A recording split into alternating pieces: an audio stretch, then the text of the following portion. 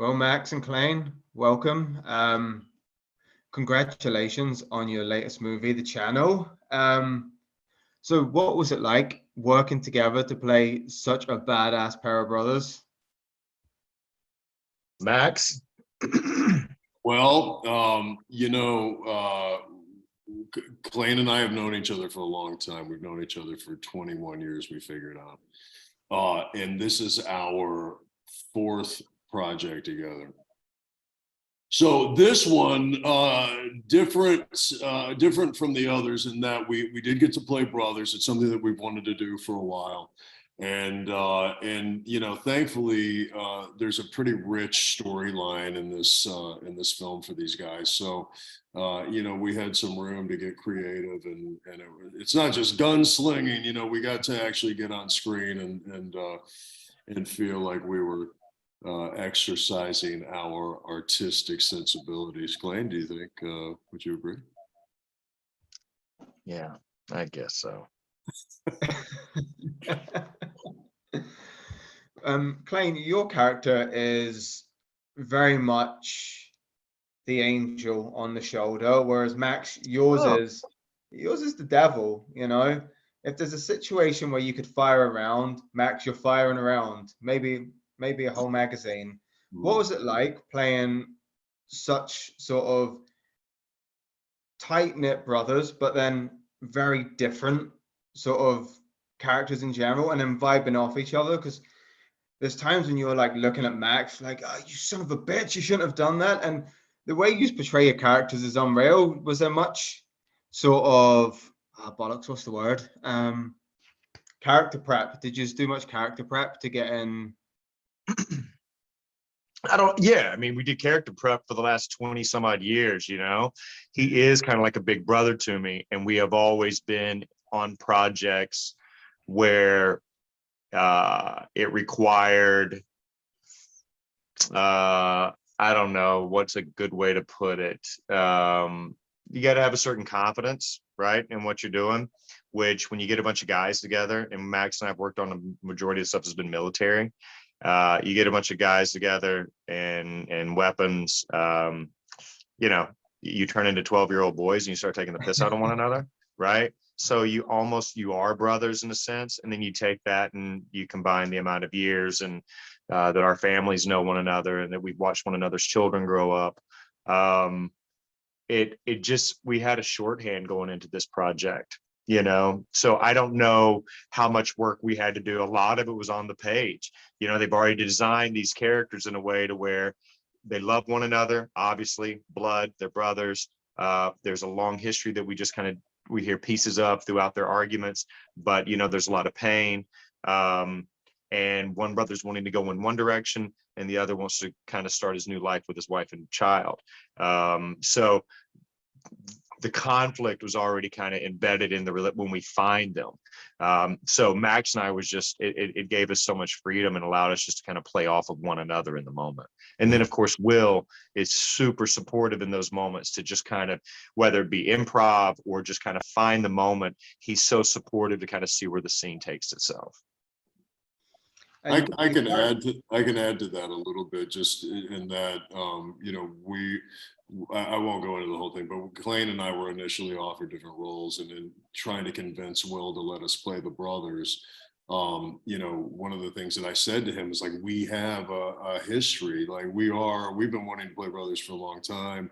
You're not going to find two actors with 21, 22 years of friendship, and it's going to translate on screen. So as an actor coming in with that friendship already established, it makes your job a lot easier. Yeah, that relationship definitely comes through on screen because you can just see there's a real bond between you, even just glances and stuff. I was like, they either have to know each other or they're just like top-rate actors over here. But you should both. Both. I was going to say both, but You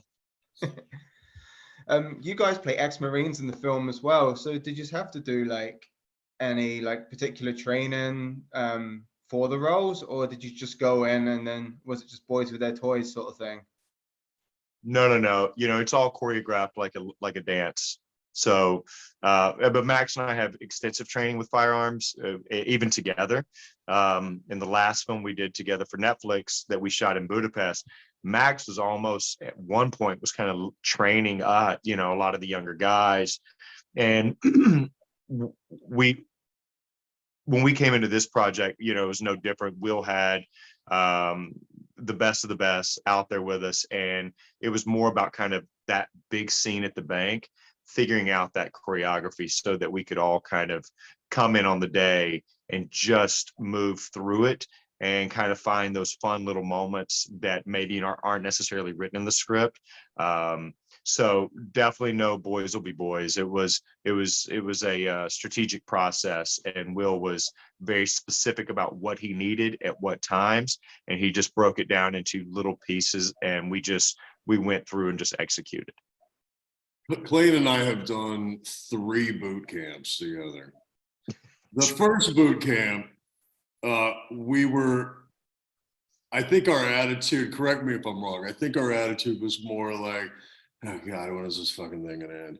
You know, we were trying to figure it out. I mean, granted, listen, there's a huge value to these boot camps because it gives you the opportunity to get to know the actors that you're on screen with, right? It allows you to check your ego at the door.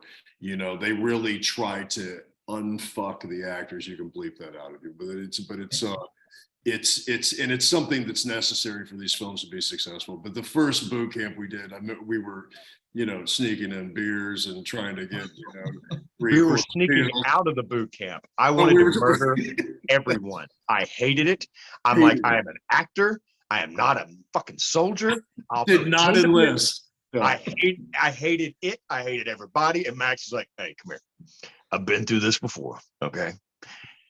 No need fighting it. No need. And I'm like, you're a fucking captain or a general or some shit. I was a fucking grunt. So I'm laying in some hooch with some other Australian dude, and you're over there living it up with Franco. So Max is like, all right, here's a plan. I got the guys, the armors, they've got booze down there. So we'll sneak out at night. So Max and I are sneaking out of our camp, going down and getting hammered with the armorer guys, and then trying to make it back by 6 a.m. to do PT in the morning. It was we had apple pies flying in, we had ice cream, we figured out how to get around it. The second boot camp was a little bit more serious, and then for Spectral, I feel like maybe because like you said, there were some guys that didn't have the experience there, but it was also civilized. We weren't in the Australian jungle. Yeah, that's right. We were in Budapest with booze and cigarettes. That's right. Yeah. Yes. And then this one, you know, this was just another boot camp for us. I mean, we obviously had a lot of training, but still, what Scott Phillips brings to the table, former Navy SEAL, Will's go-to guy for training and tech advising, and he's amazing. So, amazing. Yeah. What was it like shooting like on location in New Orleans?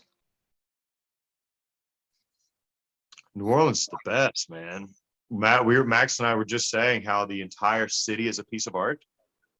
You know, certainly a lot of it's changed since Katrina, and you know, with that devastation, some of the really special areas of New Orleans are no longer there. But the music, there's always music in the city. When you're walking the streets, there's artwork on the sidewalks, there's art on the walls, there's art in galleries.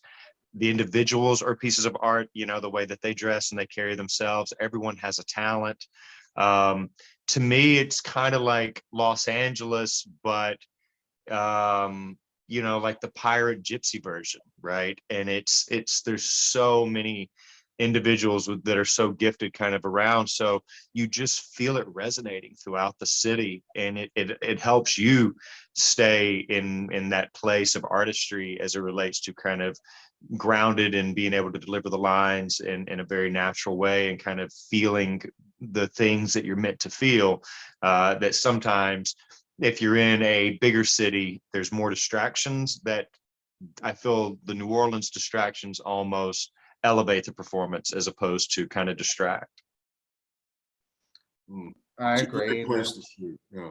No, it's very rich, very, the energy here is also really wild. It's very mysterious. The food's amazing. I mean, let me just go back to food for a second. I mean, it's really, maybe next to the Gold Coast in Australia, which was where Clayne and I Better Avenue. Oh my God. I mean, we did a movie. We started this boot camp eating MREs, right? And running 5 miles every single day at 4:35 in the morning. We were rail thin at the beginning. Shredded.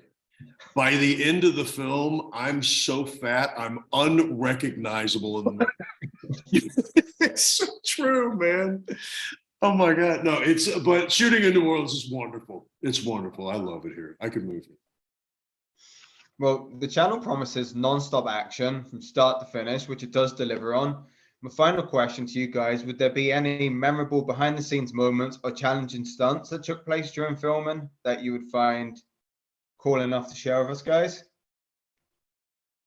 In the scene in the apartment when Max and I's characters get in a fight, he was meant to hit My shoulder. your shoulder into the wall. And because the table didn't break away, was that part of the problem that you should we not talk about? Where's this out of? Scotland, Ireland? Where's your podcast? Belfast. Belfast. We're good. So the table doesn't break, right? And Max slams his head into the wall, out. I mean, and I'm looking at him, I thought he was bullshitting, like I thought he was playing, and then you see that look of just like he just woke up, and I was like, It was a brick wall. I had like 3 fingers in the bricks hanging on as my vision was closing. And I woke up with paramedics over me covered in blood. And anyway, it's in the movie. So what's the moral of the story? It's not as easy as it looks. What's the don't let 2 best friends be in your movie. Exactly. They'll fuck up everything. They'll fuck it all up. That's the tagline for my review.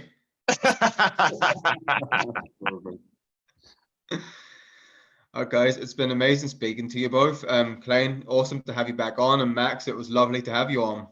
Thank you so much for having us. Good seeing you, Jeff. Good seeing you guys. See you later. Thanks, brother. Bye.